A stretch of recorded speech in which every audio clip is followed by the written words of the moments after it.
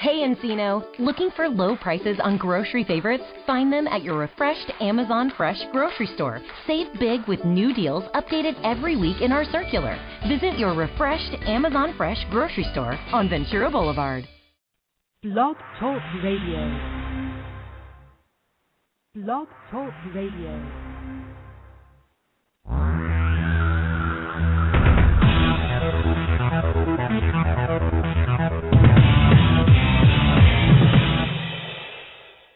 Live from Los Angeles, the Win Without Competing show with Dr. Arlene Barrow, host and creator of the Right Fit Method, the key to professional and personal success. Now, let's join Dr. Arlene. Thank you, Virgil. Welcome to Win Without Competing. Today, I will unveil the #1 Blockbuster business and career strategy for 2012. I invited Michael Yurchak, award-winning actor and voiceover artist, to be my co-host for this special event. You will meet him shortly. Thanks for the emails telling me how much you enjoyed my interview of Michael on September 21st, 2011. If you missed that show, please be sure to listen to it after today's show. Do you frequently feel frustrated, stuck, unmotivated, and uninspired? Then you must take charge of yourself.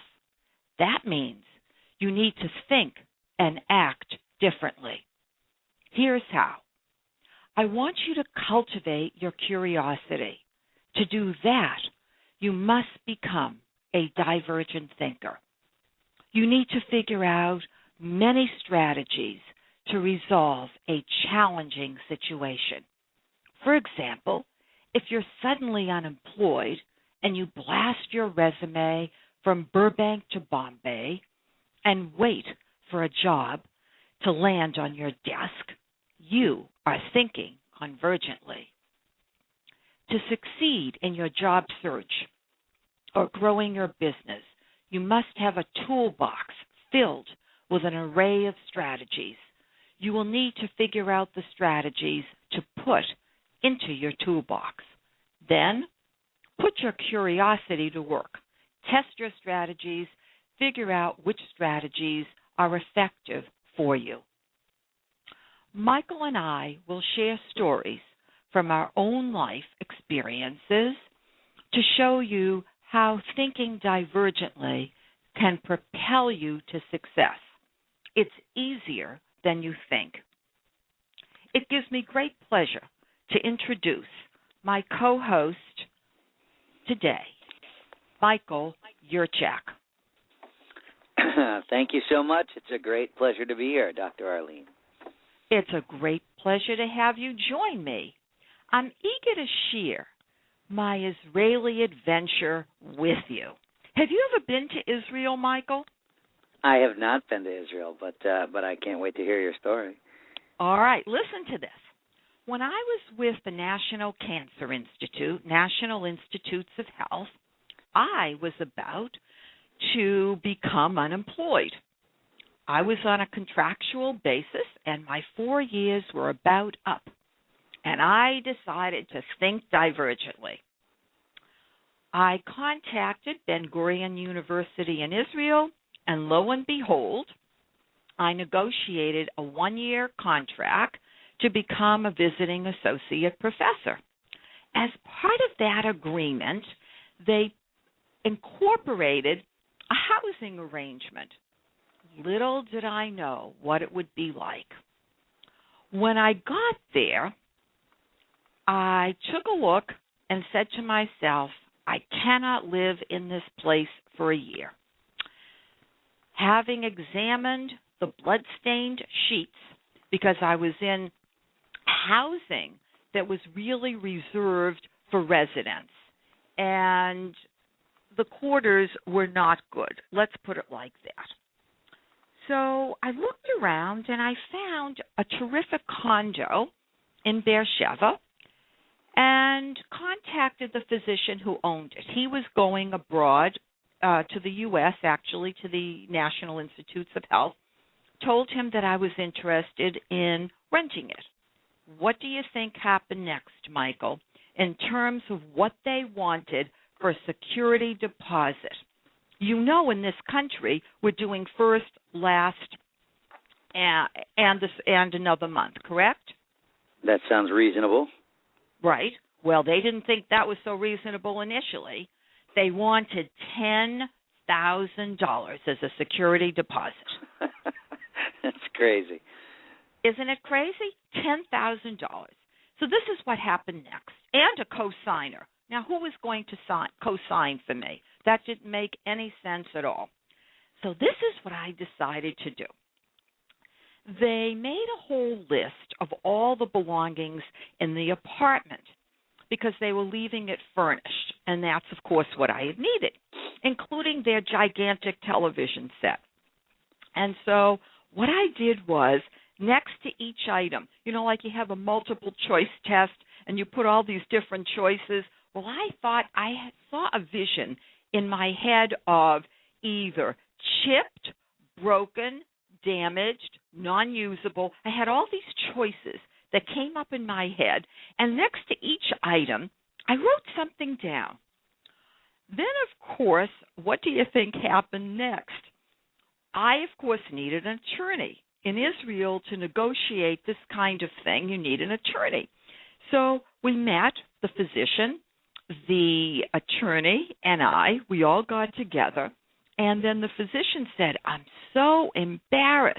Well, it wasn't my goal to embarrass him, but my goal was to tell him basically that everything wasn't brand new, and that if he didn't trust me, he shouldn't rent. Wouldn't you agree? If you don't trust somebody, how can you rent to them? I agree completely, yeah.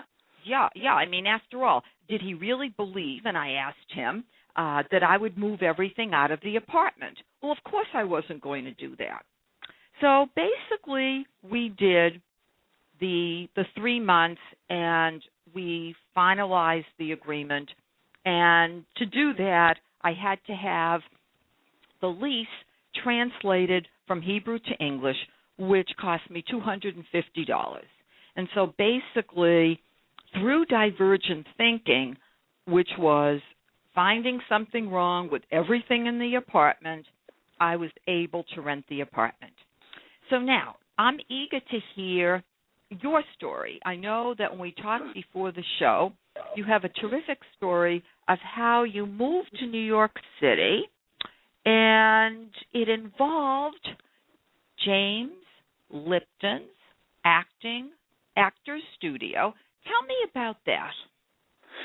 Well, when I wore a younger man's clothes, Dr. Arlene, when I was just a little bit younger, I had been living in Los Angeles, and I knew that I was having a certain amount of success as a commercial actor, but what I really wanted to do was take my career to the next level. So I thought that what I needed to do was to go back to graduate school and get a master's degree in order to become a working actor who could also teach, because I was interested in the teaching aspect of things as well. So I applied to school. I was accepted into James Lipton's program at the Actors Studio. You may have seen his show on Bravo, Inside the Actors Studio. That's the master students who are participating in that program are part of the program that I was originally intending on going to.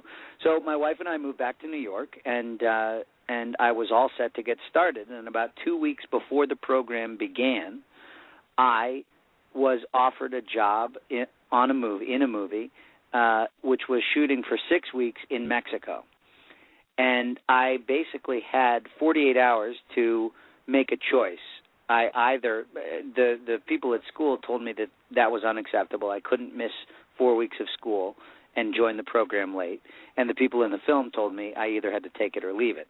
So I had 48 hours to make a decision of whether or not I was going to continue with the program that I had just moved across the country to start, or let that program go and take the other opportunity of being in the movie. And essentially I had a crossroads decision where I needed to assess exactly what I was doing any of this for in the first place.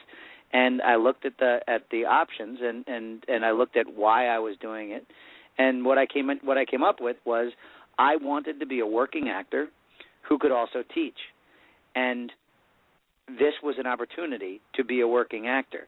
What was missing was the master's degree, but the 6 weeks wasn't going to make or break the master's degree, and graduate school wasn't going anywhere. I ended up deciding to take the movie, and I did, giving up my spot at the Actors Studio. And in the end, I came back with this incredible life experience and a big sort of hit on my resume, and found a different master's program and went through it and ended up finishing in just about the same amount of time. And I had both the degree and the experience. And it had just come down to me making a choice, taking charge of exactly what it was I wanted and what it was I needed, and going after it. I think that's terrific, because sometimes we can be rigid.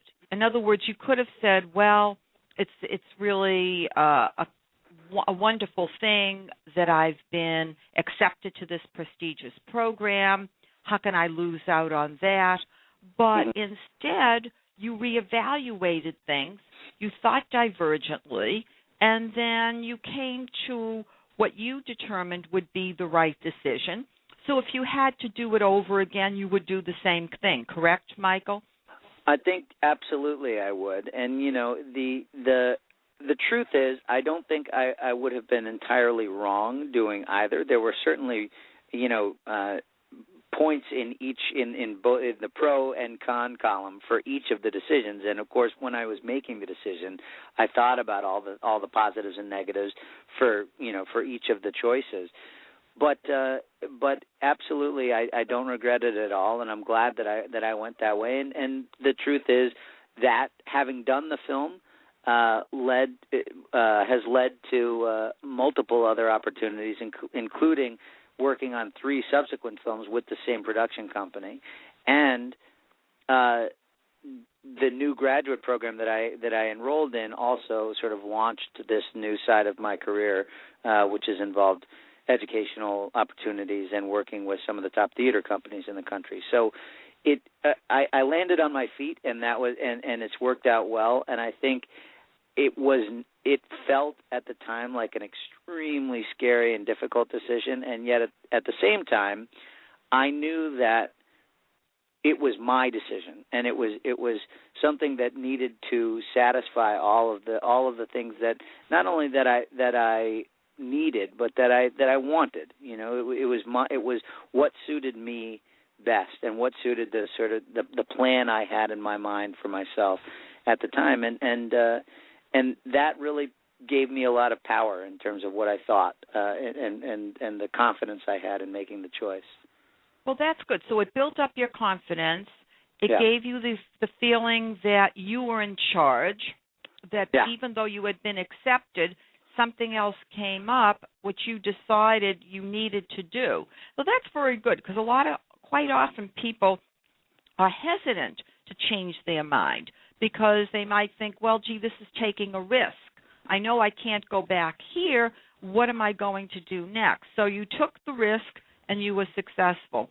You know what else I was pondering prior to our speaking at this point today on the show? And that is that actors, I believe, those that are award-winning, those that are really strong actors, have to be, to some extent, divergent thinkers, because there are many opportunities to improvise. Wouldn't you agree? And absolutely, quite often, that improvisation can make the difference between, let's say, a high-quality performance and a stellar performance. In other words, something that's flawless, something that's impeccable. I mean, I anticipate someone like Meryl Streep as being able to do that, to see an opportunity to do something. I know, for example, a couple of years ago, I had the pleasure of meeting the actress Leslie Caron at Border Books when it was still with us, and she was signing her book, and her autobiography, and also talking about her life. She was, known for her role as Gigi. And when I read her book, she basically mentioned a number of performances in which she did improvise. And apparently that really made a major difference in her career. So I think that divergent thinking has a place in all of our careers. Would you agree?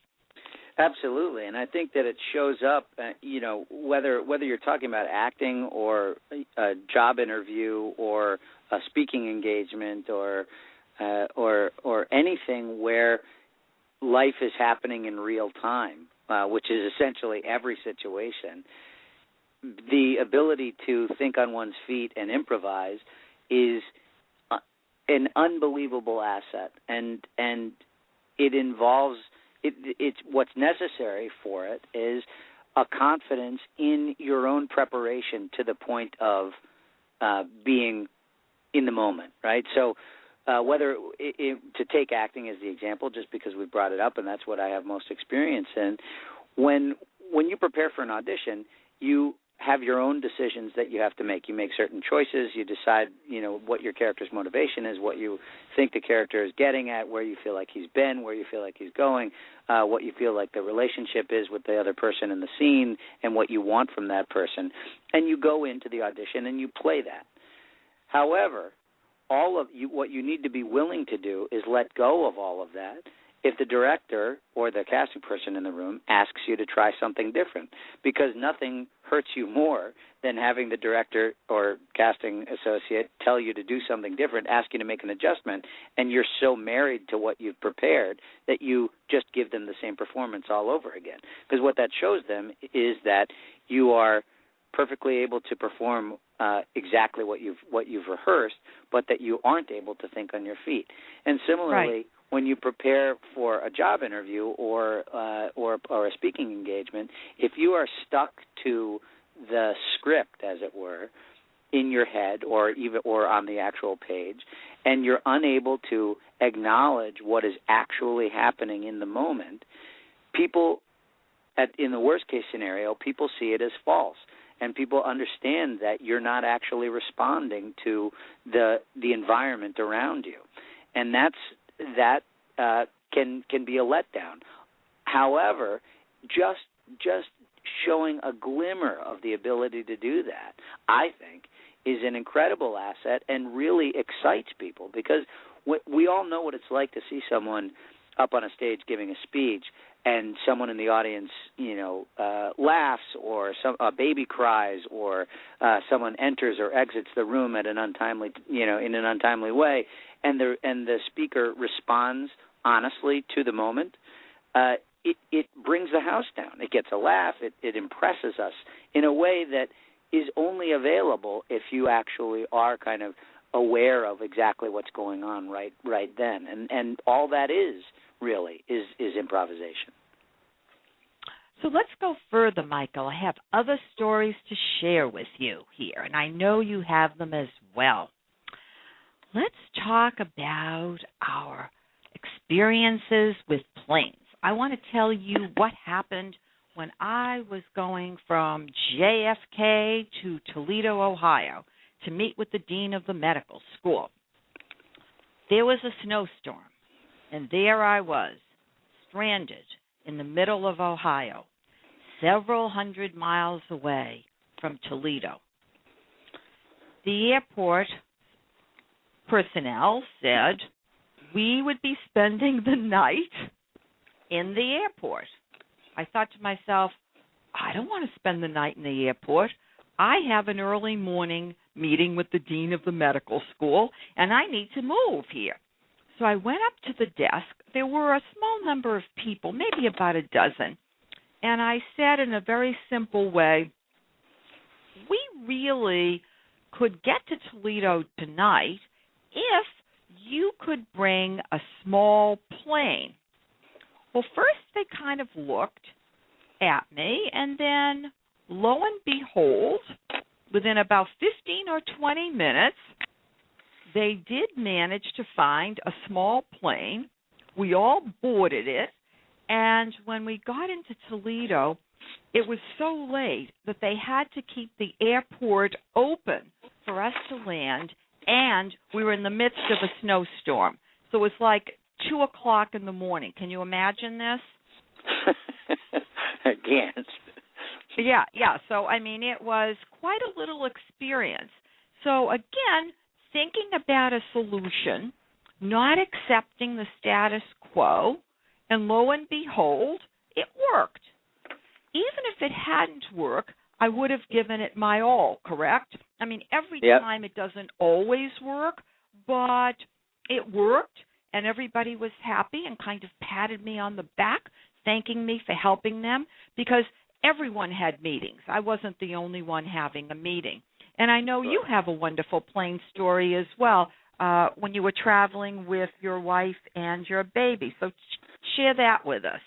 Well, it's similar, although I confess I didn't actually produce a plane, but I was traveling with my wife, and I had just had a baby. So our baby was 4 weeks old, really almost too young to fly, but my wife was the maid of honor in a wedding, and we were traveling to the Upper Peninsula in Michigan from New York, and it involved a layover in Detroit. And when we landed, we found out that our connecting flight had been overbooked, and my wife and I were bumped from the flight. And similarly to your story, we were the last flight out of Detroit that evening, and they told us that we would have to spend the night in the airport and leave first thing in the morning. Now, my wife is 4 weeks fresh from having given birth, and our baby is 4 weeks old in this world, and there was absolutely no way that was going to be acceptable. And somehow, I can imagine a scenario where I or anyone else might become infuriated or angry or lose control at that point, because it certainly seemed like the chips were down and the situation was almost dire, but instead an incredible calm came over me, because it was so clear to me that this was not going to be what happened. This was not, this scenario was not acceptable, and so one way or another it was going to change, and the only person that was going to change it was me. So I went up to the desk and just explained that there was just no chance that we could possibly stay the night in the airport. I had a 4-week-old baby and a wife who was just out of the hospital, and we needed either accommodations overnight or a ticket on another airline. And within 5 minutes, they had found another airline flying out in 25 minutes from the time that we were speaking, and they got us 2 tickets on it at no charge to us, and off we went.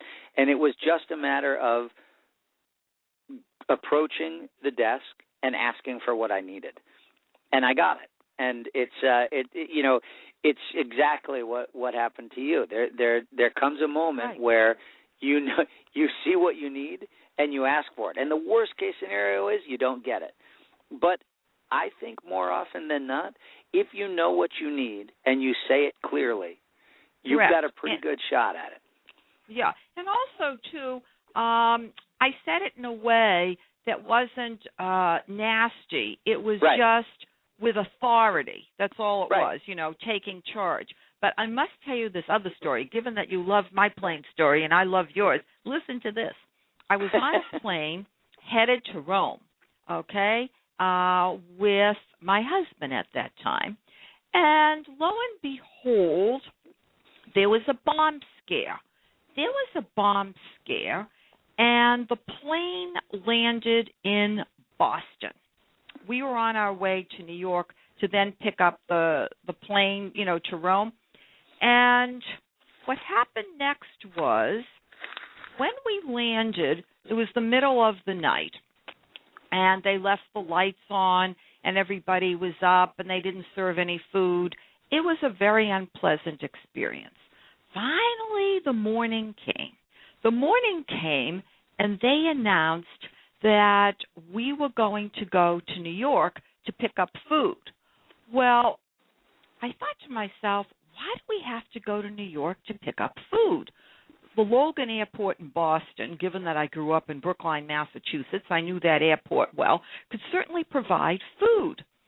So I went to the desk again and basically said I didn't understand why we couldn't get food from the Logan Airport.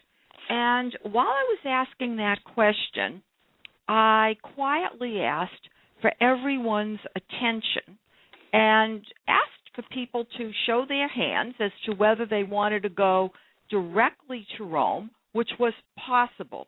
We had enough fuel and we could go directly to Rome. And, of course, everybody put up their hand.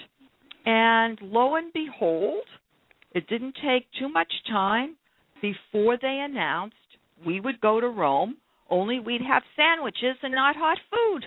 And that was it. And off we went. That's incredible. Isn't that amazing? Off we went. But without yelling, without screaming, just basically saying, whatever you have. I mean, we've been here all night. I'm sure everybody wants to get there. They have all kinds of connecting flights, and it all worked.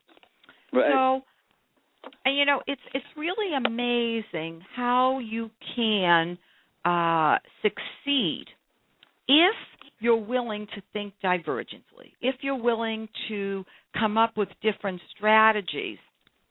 And I think that people need to kind of teach themselves how to be more creative, because in essence it's creativity. In order to be creative, you have to be a divergent thinker. You have to think of many ways to solve a particular problem. So it has been exciting talking with you, Michael. And who knows, we may do another round of this, of sharing of the stories for divergent thinking purposes, or to show something else. What do you think? I would love it anytime, and thank you so much for having me. It was fun, and I agree completely. And I can't believe the kind of pull you have with the airlines. It was something else. I also have to say that Ann Jackson and Eli Wallach, married couple actors, they had been sequestered, taken away to a private room. And I thought to myself, we're not being sequestered. This is something else for me to follow up on here. So it was quite a little adventure. Let me ask you this. Is there something special we should be watching for that's coming up so we can see you? There are a couple of things. I have a show on Nickelodeon called The Last Airbender, The Legend of Korra, in which I play Viper, who is a villain with a voice like this. And that show premieres this February on Nickelodeon. And there's also a movie called I Heart Shaky, which is a 3D family comedy, and I play a good-natured doorman and who helps the hero get his way. So look, be on the lookout for both of those things, and I'll keep you posted on the future. Thanks so much, Michael, and I really enjoyed having you. Thank you so much. It was a pleasure. We need to practice our divergent thinking abilities. Change your breakfast, change your routines, change your driving patterns. You can become a divergent thinker. To learn more about my success strategies for your professional and your personal life, I suggest that you read my book, Win Without Competing, available on Amazon. Listen to more radio shows. To do that, go to drbarro.com. More than 70 shows. Visit winwithoutcompeting.com, barroglobal.com, Dr. Arlene, all spelled out, DoctorArlene, rightfitmethod.com. You can watch Divergent Thinking in action during this election year. as we select our next president. Think about it. This is a highly complex hiring process and one worthy of watching. Remember this trigger tip.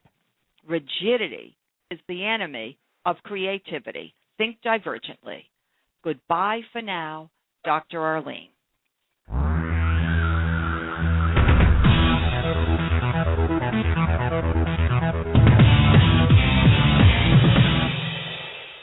Have you Googled yourself lately? Are there negative posts from an ex-employee or from a former client? Maybe an outdated news article? Search engines don't always get it right. For right or wrong, it's your reputation on the line. That's where Reputation Defender by Norton comes in. Take control with Reputation Defender. Their cutting-edge approaches help you to wipe away unwanted information in your search results. They also promote the good stuff.